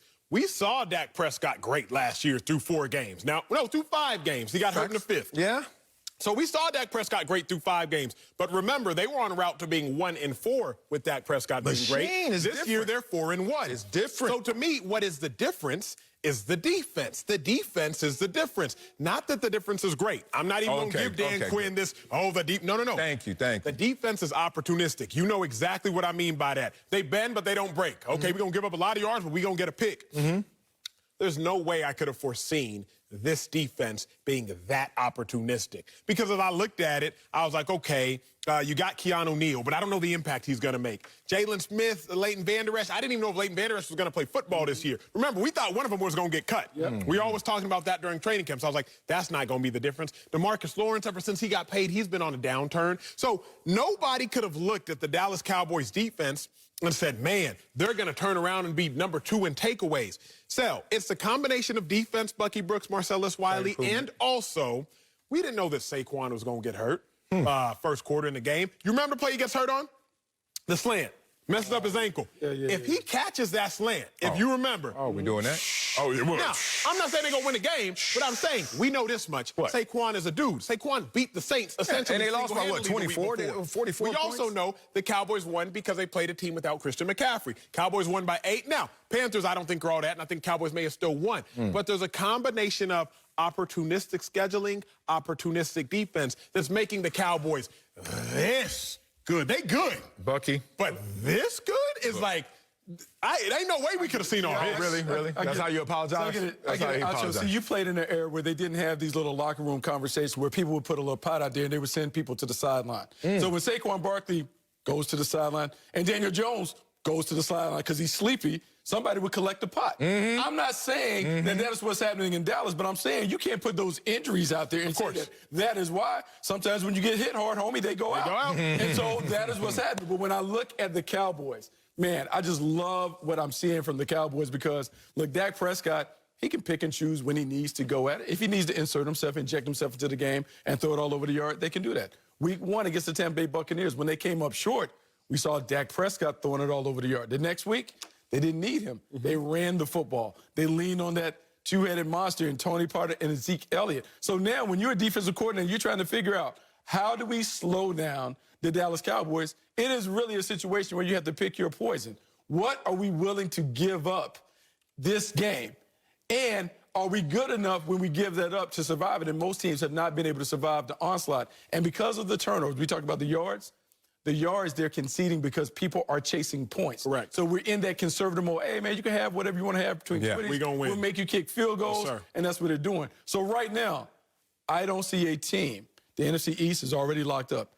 Now we're talking about number 1 and number 2 seeds and home field and all that other stuff. That's what the Cowboys are chasing. Yeah, and you talked about it with Baker. Like, Baker's gotten better. And then we were trying to poke holes in that argument. Now you're saying Dak has gotten better, but the defense has gotten better as well. At different stages, different increments. This defense has gotten this much better. Dak Prescott, historical pace last year, has taken another leap in terms of how great he was. Let me just give you this, because he's on pace right now to have a career-high completion percentage, passing touchdowns, and passer rating. Do you know last year that Dak Prescott was completing 68% of his passes, and we were like, damn, Dak is lighting it up. Now he's at 74. Do you know last year his quarterback rating in those games, and he was killing it, 99. You know he's at right now, 116. Dak Prescott is the reason. The defense, a little bump there, but because they got this quarterback playing this well, they're the best team in the NFC. Staying in the NFC, don't miss your chance to win $25,000 of Terry Bradshaw's money on the Fox Bet Super 6 app. The players have won over $5 million total. Last week, there were 6 jackpot winners of the Thursday Night Football contest. You could be next. Just scan the QR code, download the app, answer 6 questions about tomorrow's night's Bucks Eagles games for your shot to win. It's completely free to play. Coming up, the wait is over. It's time. Am I going to get sued for doing that? For the toughest list to make in sports.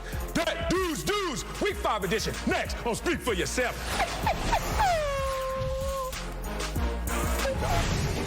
The wait is over, everybody. It's time for the return of that Dudes. Say it, brother. Marcella's going to highlight the best of Week 5. I'm talking about the guys in the trenches, not the flashy wideouts, not the running backs, not the quarterbacks. We talk about the dudes that get down. They get dirty. They get grimy. Yes. They get nasty. Yeah. Let's start in Baltimore, where a certain Ravens rookie put the heat on my guy, Carson. Oh, yeah, we got to give some love to your folks over here. Uduffy! Owe? Okay, how to be a player, big dog. I got to give some love to the people who do all the work right here. Woo!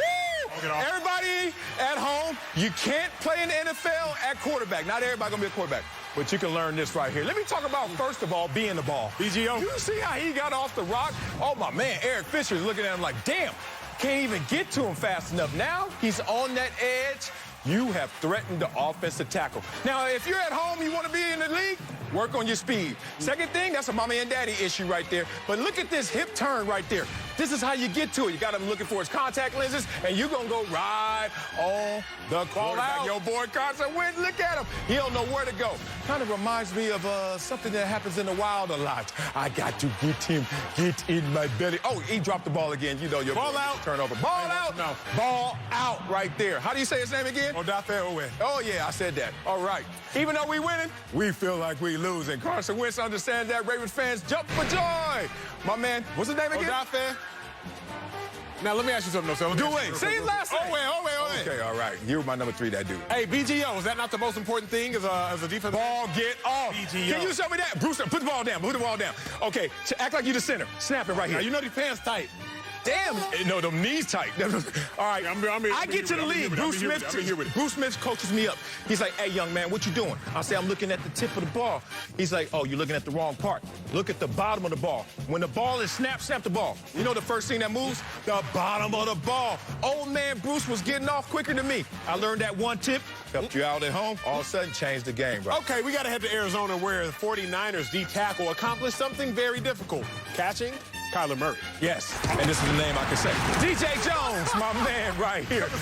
You know you from Crenshaw. A1 steak right here. Look at this sack. Good Lord.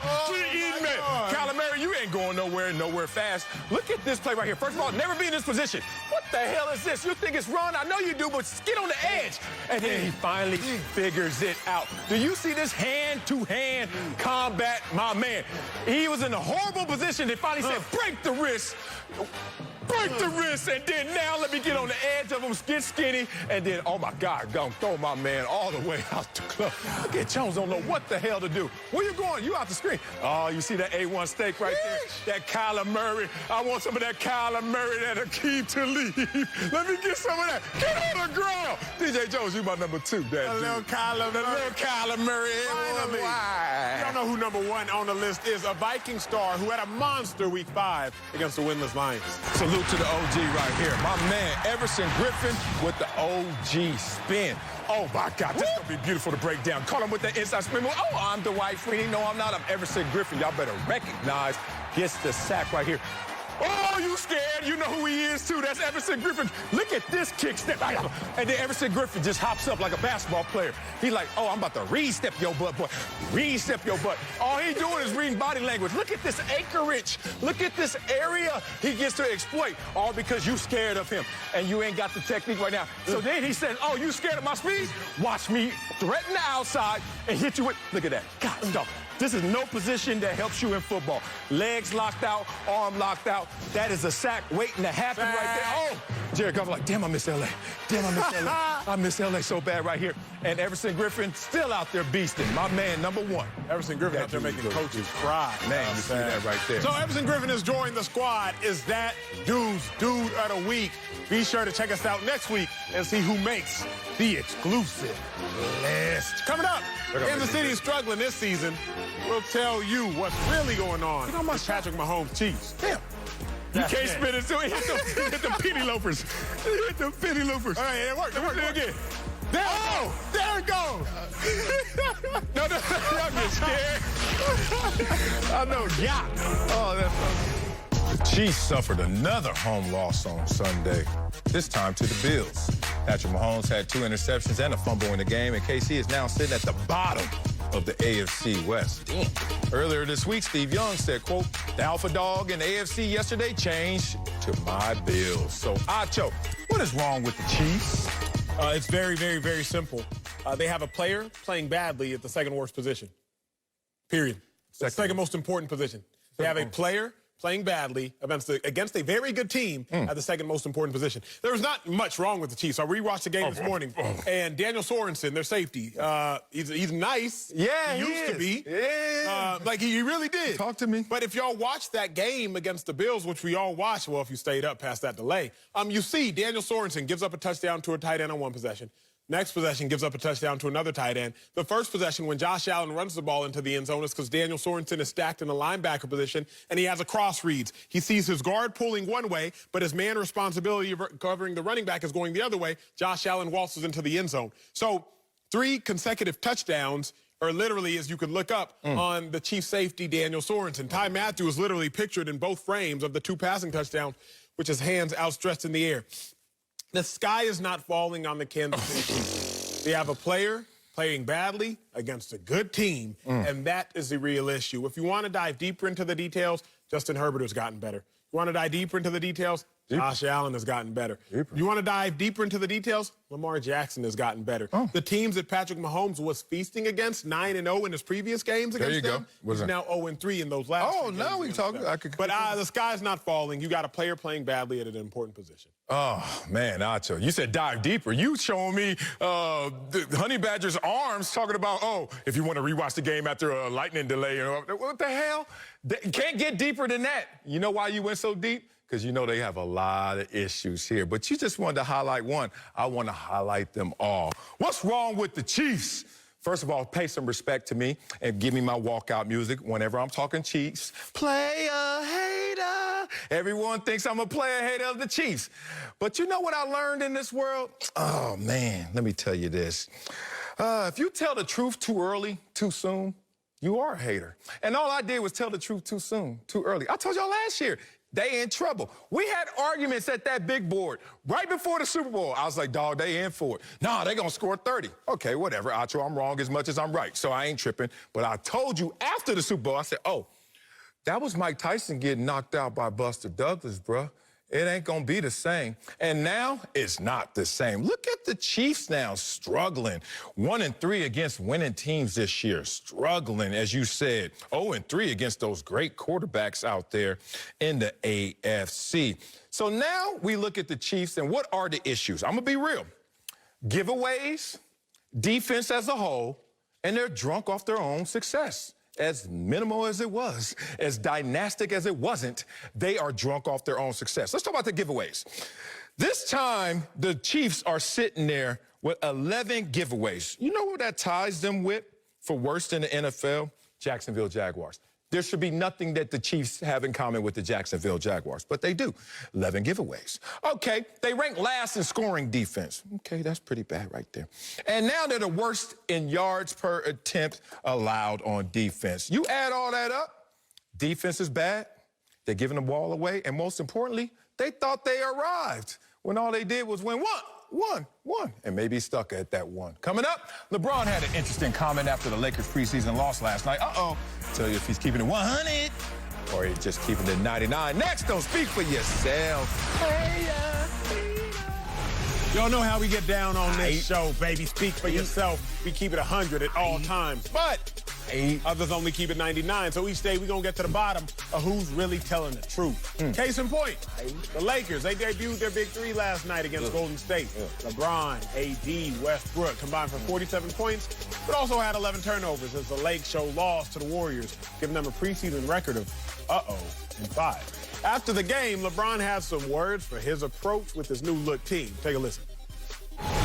It's going to take a minute for us to become the team that we know we're going to be capable of being. We're going to have moments where we're quite right there. We may take a step backwards, but, that's all part of, I think nothing is worth having if it's not worth working for. What, he got a cliche book? The hell? Come on, bro. You got Wiley-isms, he got Braun-isms. Yeah, Okay, but I make mine up, damn it. So selling. What? King James keeping it 199. Yeah, keeping it at 100, reading line by line in every cliche book we got in high school. It sounds like the weight room everywhere. Desire, dedication, determination. Look, LeBron, you're keeping it 99 because we don't want to hear cliches. We just want to see it click. And when you talk about 3 veterans, I'm talking about top-notch players, shouldn't take this damn long. 0-5? Come on now. I think in keeping it 100, Sal, he realizes eventually it's all going to work out. Right now, they in the preseason, they still working the kinks out, but he ain't tripping. He says anything worse happens, we're fighting for. Old people don't get faster. Old people don't get healthier. This team is old. It's a wrap. That's it for us. See y'all tomorrow. They done. Clip City, Chip City, y'all. Before you go, enjoy this clip from a special postseason episode of Flippin' Bats, featuring my interview with A-Rod and Big Papi. What's up, everyone? I'm Ben Verlander, host of Flippin' Bats, here with 2 absolute icons. It's October, it's playoff baseball. Who better to talk to than 2 former MVPs, studs? It's October. Let's talk about it. What is one of your guys' favorite playoff memories? If you have one moment that comes to mind in your careers, what would it be? Favorite postseason memory? A-Rod, we'll start with you. I think we're overdressed because Ben looks like he looks clean. I know, dude. Just clean. So Ben, I mean, this guy has tons, but for me, one of the best moments, besides the last out of the World Series against Philly, I would say the home run against Joe Nathan when we were down in the 9th inning, 2-run homer, bomb to right center field. Stadium went nuts. That was a moment that I'll never forget. I remember that well. Papi? You tell him what is mine. I know what yours is. Too many. I had the opportunity. You can't just pick just one, Papi. You have a library. I had the opportunity to live, really good moment during the playoff. But, we battled against these guys big time. In that 2004 bouncing back playoff, it was incredible. I mean, think about this. You look at the lineup that these guys have and the pitching staff, and it was something that this is a time still that I have issues believing that we bounce back against that team. I mean, the night before, like the 3rd game that they beat us, they scored like 18 runs. And I thought it was no way to get through the lineup. And we did. I still haven't, every time I talk about it, I still get goosebumps. Ben, one sidebar story on that. Theo Epstein, the great Theo Epstein that broke 2 curses, unfortunately. He said it best, and he summarized it into a very simple phrase, which was, in 03, I thought the Red Sox were better, meaning him, than the Yankees, and the Yankees won. In 04, he thought the Yankees were better, and they won. So, Papi, that's baseball. Hey, that's baseball, man. Papi, you got one that sticks with me forever. I was in the stands, your grand slam. You got the bullpen cop going like this in the bullpen, Corey Hunter. I was in the stands for that. That one sticks with me forever. I gotta tell you this. I curse that cop because every picture he take now is like that. Most famous cop in Boston. But I remember watching at home, Ben, and that was first pitch fastball. I couldn't believe Benoit, who's Dominican, but yes. He's a split monster. And out of all people, sometimes you do silly stuff. He tried to surprise Papi. Papi was waiting for the first pitch fastball, and boom, another magical moment for Big Papi. You haven't been easy on my life either. You got 3,000 off my brother. I'm sure you remember that one well. Well, that was a routine fly ball. We were laughing about it. I was like, hey, thanks, Justin. Guys, right now in the playoffs, Randy Arozarena, he seems to turn into a different player. Who's somebody that comes to mind that you played with or against that became a monster in October? Papi, I'll start with you. Wow, man, I got the experience to, I got the opportunity to play with so many great players while I play. But, I mean, when you compete against guys like this guy, Derek Jeter, Bernie Williams, Maxwell Giambi, like, I had to see these guys pretty much every year during the playoff. And it's like, oh my God, there you go again. You know, you got to compete against the best of the best. The guy with experience, with the talent, and with the mentality, good to go. So, I mean, it was like every time you walk into the playoff, especially playing in a East Division, it's like, okay, let's put the gloves on. You already know that. And for me, three great players, all three of them. Two already Hall of Famer, one's going to be a Hall of Famer. But when you look at Randy Rosarena, what you see is a guy that's good that goes to great. The three players that I can think of are Derek Jeter, Mariano Rivera, and Big Papi. And the reason why is they're great all the time, but then they become superhuman in October.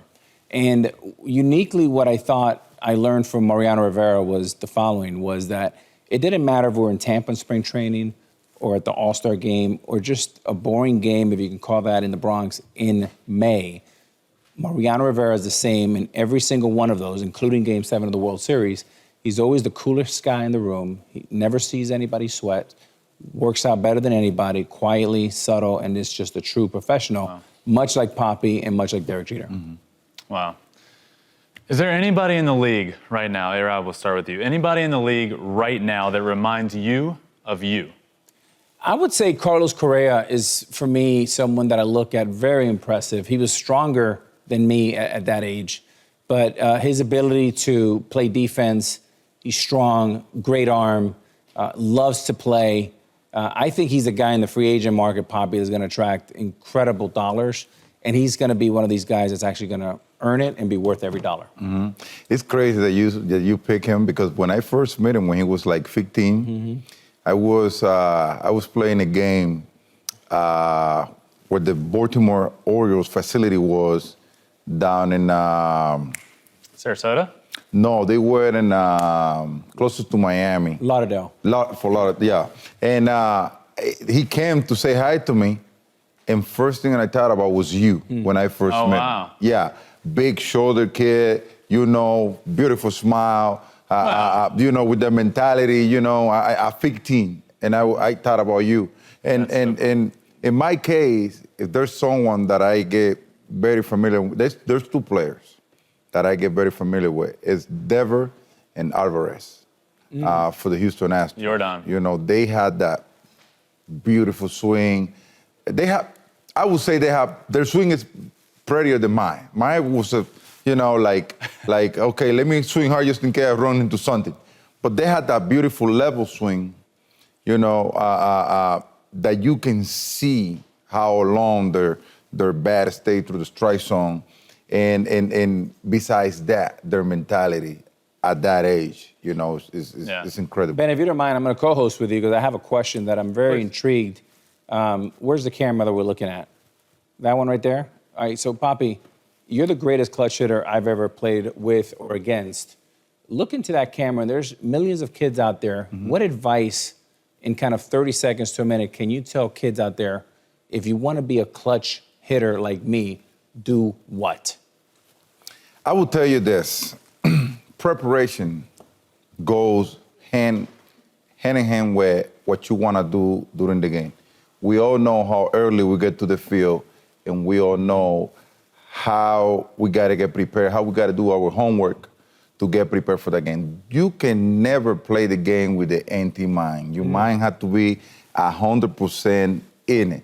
If you have any problem, any issues, leave it at the parking lot and pick it up once you're done with the game. But in the game, while you're playing, your mentality got to be there. You got to go pitch by pitch, account by account, see how they pitch into the guy in front of you and the guy after you. So you make up your mind. See how the guy deal with you in prior at bat, and think about what you want to do during this at bat. If you want to looking for a pitch, if he's feeling good about his fastball that night, if he's feeling comfortable with his breaking ball, if he throw it to you and he executed right. all those little things you got to keep it on mind so you get the result that you are looking for towards them. Ben, I got to tell you, and Karen's a big Yankee fan, but Karen, you like to hear this too. When you see Papi and when you see Pedro Martinez, but I'm going to focus on the hitters. I'm going to focus on Papi and Manny. And it's funny they play in Boston because it's near Harvard. But all the chains, all the fun, all of this, when they come out and they're playing with the fans and they're giving you hugs, these guys are natural-born killers. From the night before, they're watching film, they're eating a good meal, they're getting their sleep, they're working out before batting practice, and I mean heavy, and then they're watching video, not only of the starter like your brother Justin, but the other 8 or 9 guys in the bullpen, who's in AAA that we may face. He knows every pitcher, every lefty coming out of the pen better than them. So the point is, for the little ones out there is no shortcut to greatness. And when you think these guys are not in tune, these guys are like PhDs from Harvard.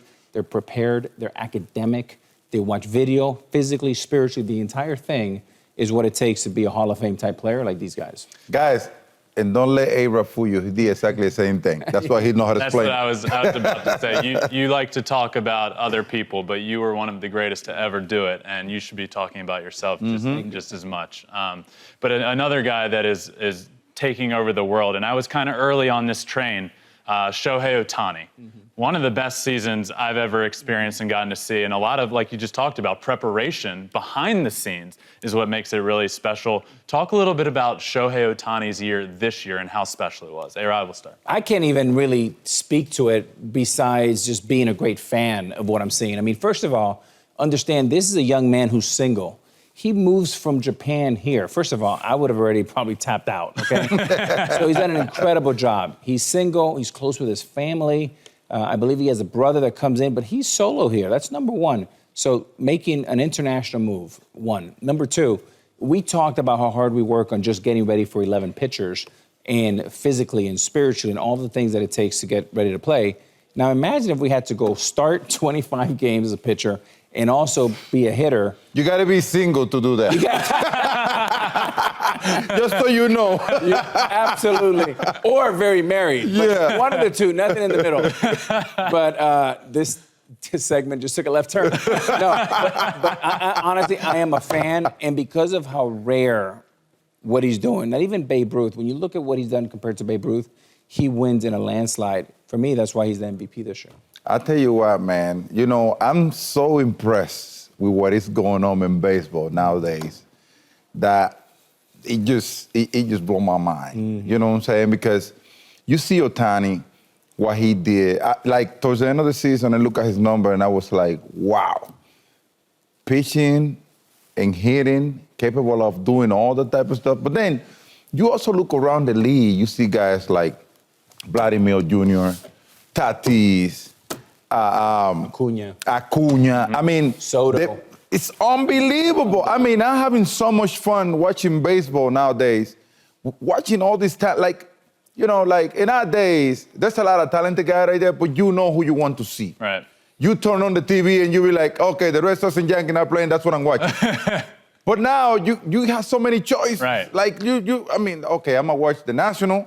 Oh, no. Let me Papi, go to Party told us to be Blue Jays. quiet. Ben, you're going to have to close this thing up. We're having too much fun. Before we finish up, I'd like to do this one last thing. Papi, I need you to say one nice thing about the New York Yankees. I love them. They made me rich. Hey, Rod, say one nice thing about the Boston Red Sox. I like this song, Sweet Carol. All right, that does it. These two guys, they like to talk really nice about each other, but they both were absolute studs at what they did. Hall of Fame players and Hall of Fame people as well. For Big Papi, A-Rod, Thank you. I'm Ben Verlander. See ya.